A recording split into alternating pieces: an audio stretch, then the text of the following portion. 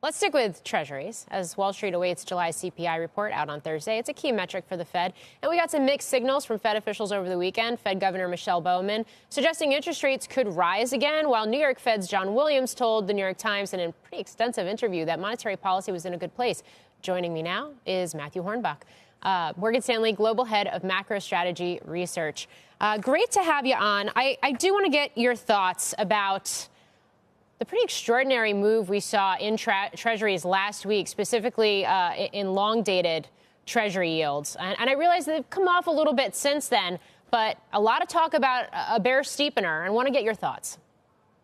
Yeah, thanks for having me on, Morgan. I think the bear steepening of the curve, which means that long-term interest rates are rising faster than shorter-term interest rates, ultimately comes down to several factors, but probably the most prominent of which was the U.S. Treasury's quarterly refunding announcement, where the Treasury announced slightly higher coupon bond sizes than the market was anticipating. But that, of course, came right on the heels of Fitch's downgrade of long-term government debt. So I think the combination of those two factors brought in a lot of tourists into the market, thinking that the government had a debt problem, but of course that's been with us for some time now. So I do think a bit of an overreaction in the marketplace. So then is it a head fake, this de-inverting of the yield curve that we've seen over the past week plus? And if so, how do you invest for it?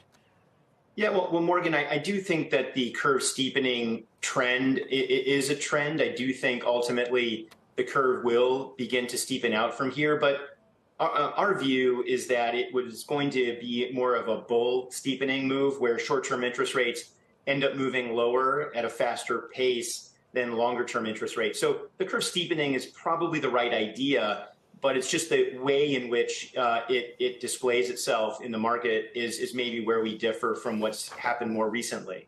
Yeah, I do want to get your thoughts on the fact that we've seen resilient, for the most part. I realize the economy is slowing, but the data's been largely resilient. You've even had some talk of a reacceleration of economic growth here, even as disinflation seems to be taking root. Look no further than the Manheim used vehicle index this morning.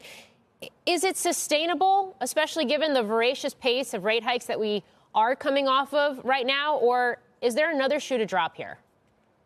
Well, speaking of real growth and of debt, I do think that the economy has probably benefited quite a lot from the recent increase in the federal government's budget deficit. It's doubled over the course of the past year.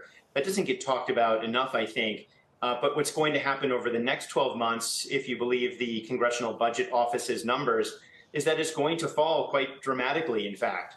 So even though the deficit will remain large for some time, if you look at the deficit on a rate of change basis, which is what I think is appropriate to do for investment analysts like ourselves, we do see the deficit coming down quite a bit over the next 6 to 12 months. And we think that that will ultimately likely weigh on economic activity.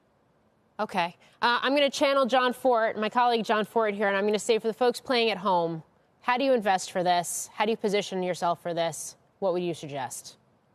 So we really like the U.S. Treasury market here, especially when you look at real interest rates in the longer end of the curve.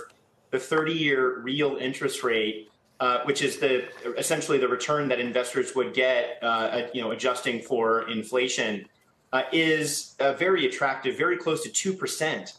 A 30-year real yields at 2% we think are very attractive to be long. So we are telling investors to be buying 30-year Treasury inflation-protected securities.